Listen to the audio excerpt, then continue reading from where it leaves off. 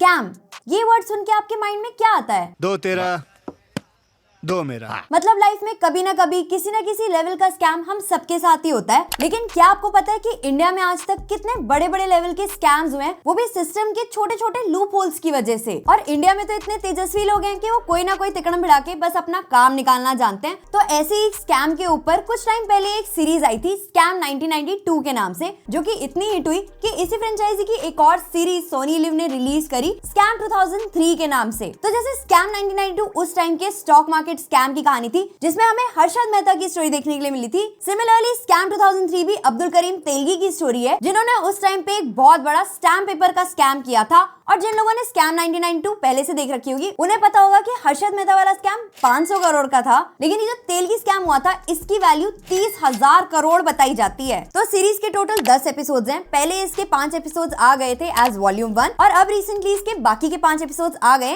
As volume 2। और ये series Hindi के अलावा 6 और लैंग्वेजेस में भी अवेलेबल है। बाकी कैसी ओवरऑल सीरीज और क्या ये स्कैम 1992 के लेवल की है, आपका टाइम डिजर्व करती है या नहीं, वो तो आप इस वीडियो को एंड तक देखोगे तो आपको पता चलेगा ना। कंक्लूजन के लिए डायरेक्ट स्किप मत कर लेना, क्योंकि ओवरऑल सीरीज से रिलेटेड काफी सारी ऐसी बातें हैं जो आपके लिए डिसाइडिंग फैक्टर्स हो सकते हैं कि आपको ये सीरीज देखनी है या फिर नहीं देखनी। तो इस क्राइम ड्रामा थ्रिलर के स्टार्टिंग के 5 एपिसोड्स की ड्यूरेशन तो अराउंड 1 घंटे के आसपास की है, लेकिन जिसके बाद के 5 एपिसोड्स हैं उनकी ड्यूरेशन अराउंड 30 से 40 मिनट की है। तो देखो, जब भी कोई ऐसी सीरीज आती है ना, तो लोगों के मन में क्यूरियोसिटी होती है कि उस टाइम पे इस बंदे ने कैसे इतने बड़े लेवल का स्कैम किया होगा और क्या ऐसे रीजंस रहे होंगे जो ये बंदा पकड़ा नहीं गया। और कई लोगों के मन में ये भी आ जाता है कि अगर ये बंदा कर सकता है तो मैं भी ऐसा स्कैम कर सकता हूँ। पर अगर आपको कोई ऐसा ख्याल आए तो उसे वहीं रोक देना, क्योंकि जैसा स्कैम 1992 में भी देखने के लिए मिला था कि कैसे हर्षद मेहता का पूरा राइज हुआ और उसके बाद कितना बुरा डाउनफॉल हुआ, तो अब्दुल करीम तेलगी की स्टोरी भी कुछ कुछ मिलती है। क्योंकि जो सेंट्रल कैरेक्टर है वो एक गरीब फैमिली से बिलोंग करता था, अपनी ग्रेजुएशन भी पास करने के बाद कोई जॉब नहीं थी, कुछ काम नहीं था, तो ऐसे में वो मुंबई चला जाता है और जब कोई सीधा काम नहीं समझ में आता तो नकली डॉक्यूमेंट्स बना के लोगों को अब्रॉड भेजने का काम भी करता है।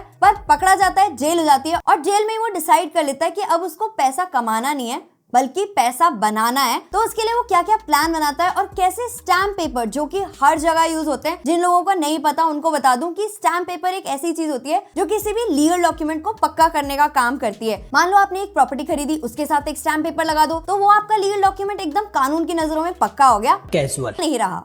तो स्टार्टिंग के 5 एपिसोड जो है वो तेलगी की पास्ट लाइफ और कैसे कैसे वो इस स्टैम्प पेपर के धंधे में घुसा, कैसे उसने सिस्टम में घुस के ही अपना एक अलग सिस्टम बनाया, उसके बारे में बात करती है। और जेन्युइनली इसके जब पहले 5 एपिसोड्स आए तो वो इतने इंटरेस्टिंग थे, क्योंकि पहले से एक तो स्टोरी इंटरेस्टिंग, दूसरे जो मेन कैरेक्टर है उनकी परफॉर्मेंस बहुत ही बढ़िया है। आप अगर रियल तेलगी को देखोगे और अगर इनको देखोगे तो आपको ऐसा लगेगा क्या ये उनका जुड़वा भाई तो नहीं है। और नेक्स्ट इंटरेस्टिंग चीज थी इसकी डायलॉग्स, ओवरऑल स्टोरी लाइन को एकदम पुश करते हुए। और जहाँ पे 5th एपिसोड खत्म होता है वो एक ऐसा सीन था जिसके बाद नेचुरली आप नेक्स्ट 5 एपिसोड देखना चाहोगे, लेकिन जैसे कि ट्रेंड चल रहा है, मेकर्स ने पहले 5 एपिसोड रिलीज करे और अब जाके बाकी के 5 एपिसोड रिलीज करे, तो बाकी 5 एपिसोड में स्टोरी आगे बढ़ती है। और जब 5th एपिसोड के एंडिंग में तेलगी से एक बहुत बड़ी गलती हो जाती है, उससे उसका डाउनफॉल कैसे होता है, कैसे उसके आसपास के लोग उसे धोखा देते हैं, कैसे वो बच के निकलने की पूरी कोशिश करता है, लेकिन और फंसता ही चला जाता है, तो वही सब आपको लास्ट के 5 एपिसोड्स में देखने के लिए मिलता है। तो देखो, सबसे बड़ा क्वेश्चन तो यही है कि क्या ये सीरीज स्कैम 1992 के लेवल की सीरीज है और क्या इसमें भी ऐसी परफॉर्मेंसेस देखने के लिए मिलेंगी जैसे कि स्कैम 1992 में थी। तो देखो, ऑनेस्टली अगर आप स्कैम 2003 देखने का प्लान करते भी हो तो सबसे पहले तो आपको स्कैम 1992 को थोड़ा सा भूलना पड़ेगा। तो देखो, वो एक डिफरेंट स्टोरी थी जब वो सीरीज आई थी, उसका बैकग्राउंड म्यूजिक, उसकी कास्ट, उसकी परफॉर्मेंसेस, इवन उसकी स्टोरी लाइन बिल्कुल ही डिफरेंट थी, जिस वजह से वो सीरीज इतनी हिट हुई थी। और इस बार भी उन्होंने फॉर्मूला तो वही पकड़ा है, इवन बैकग्राउंड म्यूजिक भी वही पकड़ा है, लेकिन जो मैजिक स्कैम 1992 ने क्रिएट किया था उसमें ये सीरीज थोड़ा सा लैक करती है। लेकिन इसकी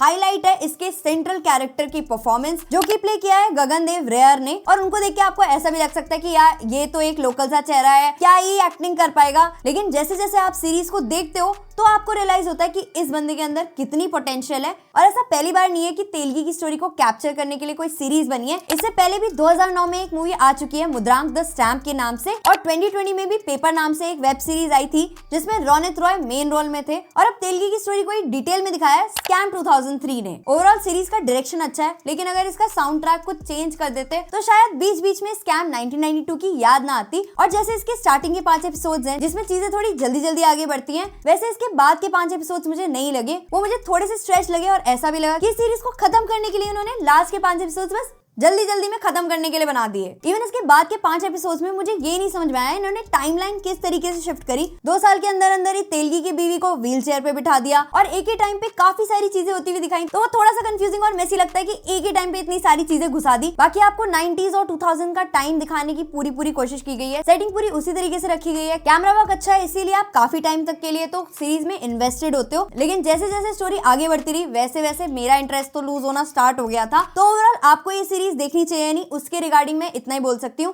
कि देखो, अगर आप ऑलरेडी स्कैम 1992 देख चुके हो और आप उसके बहुत बड़े फैन हो, आपको वो सीरीज बहुत पसंद है, तो शायद आपको ये सीरीज उतनी पसंद ना आए अनटिल एंड अनलेस आप तेलगी की स्टोरी में या फिर ये जो 30,000 करोड़ का स्कैम हुआ था इसमें पर्सनली इंटरेस्टेड ना हो तो। और अगर उस स्कैम की स्टोरी और तेलगी की स्टोरी ही जानना चाहते हो तो मेरी एडवाइस है कि आप पहले के 5 एपिसोड्स देखो, फिर 6-7 देखो, लेकिन उसके बाद के 3 एपिसोड्स चाहो तो स्किप भी कर सकते हो क्योंकि उसमें कुछ इतना इंटरेस्टिंग देखने के लिए नहीं मिलता। ओवरऑल बस स्टोरी सम अप हो जाती है। बाकी मेन एक्टर की परफॉर्मेंस तो तगड़ी है, उसके साथ में भी जो एक्टर्स हैं उनकी परफॉर्मेंस भी सही है और इसमें गालियां भर भर के हैं। तो आप डिसाइड करना कि आपको ये सीरीज अकेले देखनी है या फिर किसी और के साथ। एक और जो मेजर हाईलाइट है इस सीरीज का वो ये दिखाता है कि उस टाइम पे पूरा का पूरा सिस्टम कैसे करप्ट था और कैसे उस टाइम पे करप्शन का लेवल इतना बड़ा हुआ था कि 1992 में इतना बड़ा स्कैम होने के बाद भी इस 30,000 करोड़ के स्कैम को बाहर आने में इतना टाइम लग गया था। तो देखो, वैसे तो हमारे साथ काफी सारे स्कैम्स आज भी होते रहते हैं, कहीं पे हमें बड़े बड़े एक्टर्स दिखा के एक बकवास पिक्चर दिखा दी जाती है। तो अगर ऐसे स्कैम से बचना चाहते हो तो वीडियो को लाइक कर सकते हो, चैनल को सब्सक्राइब कर सकते हो और बेल आइकन पे ऑल करना मत भूलना, सो दैट आपको अच्छा कंटेंट देखने के लिए मिलता रहे। बाकी हम मिलते हैं नेक्स्ट किसी इंटरेस्टिंग सी वीडियो में, तब तक के लिए गुड बाय।